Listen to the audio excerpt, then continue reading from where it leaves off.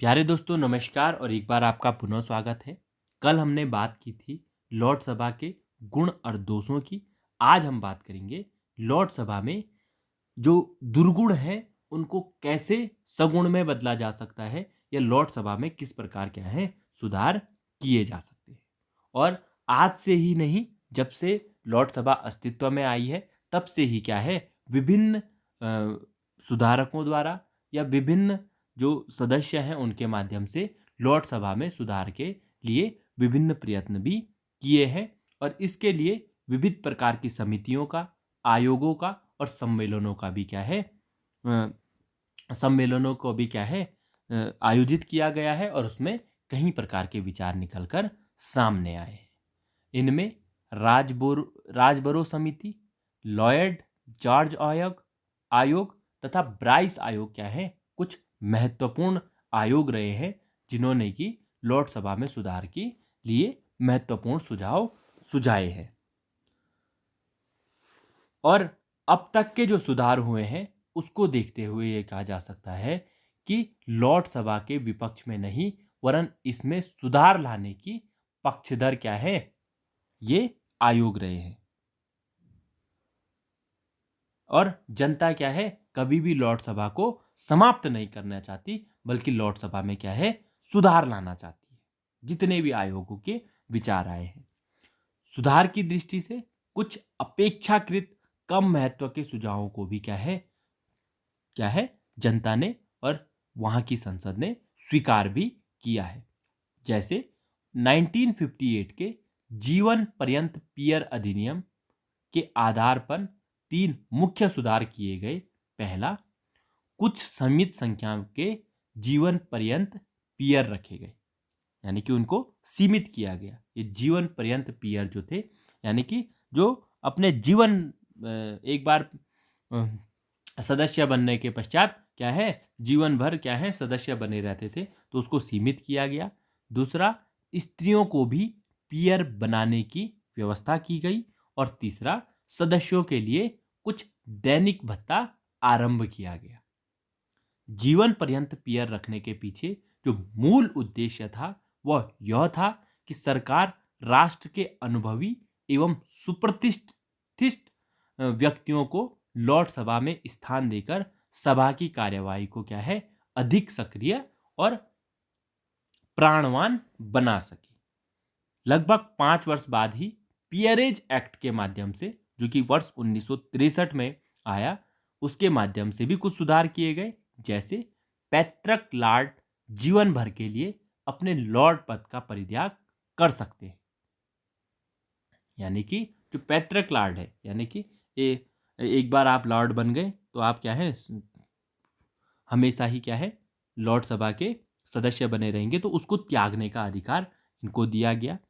किंतु उत्तराधिकारी को लॉर्ड पद पर फिर से उत्तराधिकारी जो उनका होगा वो फिर से उस लॉर्ड के पद को क्या है प्राप्त कर सकता है। लॉर्ड वेजवुड वेन और लॉर्ड हेलम एवं लॉर्ड होम ने इसी अधिनियम के अंतर्गत अपनी सदस्यता का क्या है त्याग भी किया है। दूसरा जो सुधार पियरेज एक्ट के माध्यम से हुआ वह यह था कि स्कॉटलैंड के सभी पियर लॉर्ड सभा के सदस्य बना दिए गए। तीसरा, आयरलैंड के पियरों को लोक सदन का चुनाव लड़ने का अधिकार दिया गया। और चौथा, महिला लॉर्डों को भी ये अधिकार प्रदान किए गए। जो ऊपर के अधिकार हैं वो सारे महिला लॉर्डों को भी प्रदान किए गए।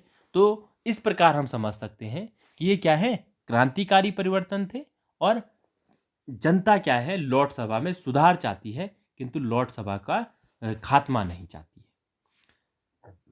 सन 1968 में हेरल्ड विल्सन के नेतृत्व वाली मजदूर या श्रमिक दल की सरकार ने लॉर्ड सभा में सुधार हेतु व्यापक योजना प्रस्तावित की थी, जो क्या है क्रियान्वित नहीं हो सकी कुछ कारणों से।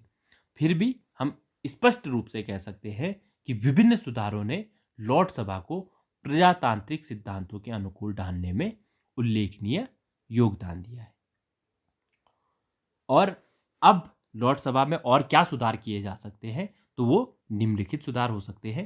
पहला, वंश परंपरा अनुसार पियर बनाने की प्रथा समाप्त कर देनी चाहिए। उसके स्थान पर राजा को चाहिए कि वह योग्य और प्रतिभावान व्यक्तियों को लॉर्ड सभा का आजीवन सदस्य नियुक्त करे तथा इस कार्य में एक निर्वाचित समिति उसकी क्या करे, सहायता करे।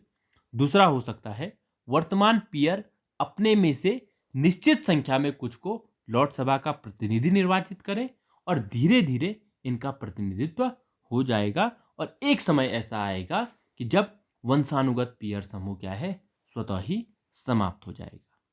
तीसरा, सदस्यों को कुछ निश्चित पारिश्रमिक दिया जाना चाहिए जो उनकी उपस्थिति पर निर्भर होना चाहिए। ऐसा होने से सदस्य अपने उत्तरदायित्व का निर्वहन क्या है और अधिक सक्रियता के साथ कर सकते हैं।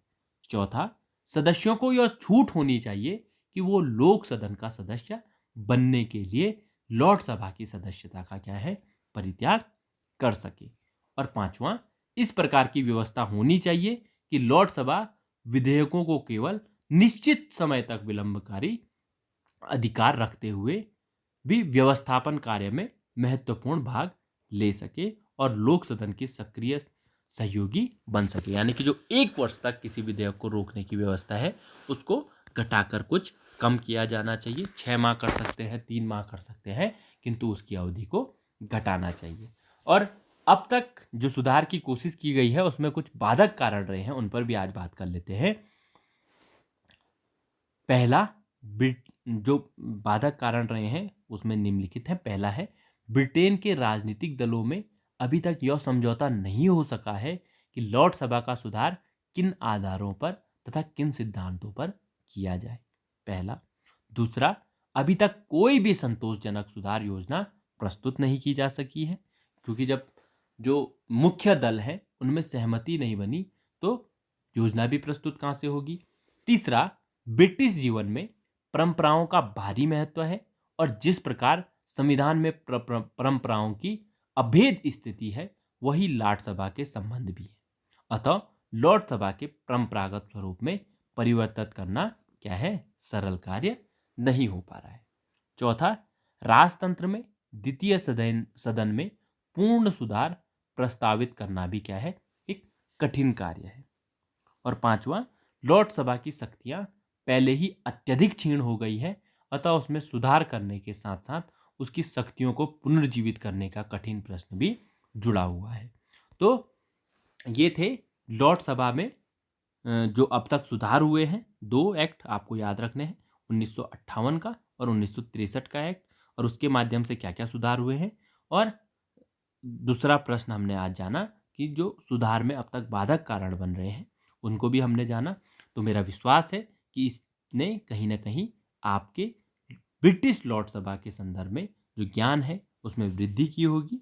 और अगर मैं इस कार्य में सफल हुआ हूँ तो वीडियो को लाइक अवश्य करें और चैनल पर नए हो तो चैनल को सब्सक्राइब अवश्य करें, ताकि इसी प्रकार की ज्ञानवर्धक वीडियोस आपको क्या है, सबसे पहले मिल सके। आप लोगों ने मुझे सुना, आप लोगों का दिल से धन्यवाद।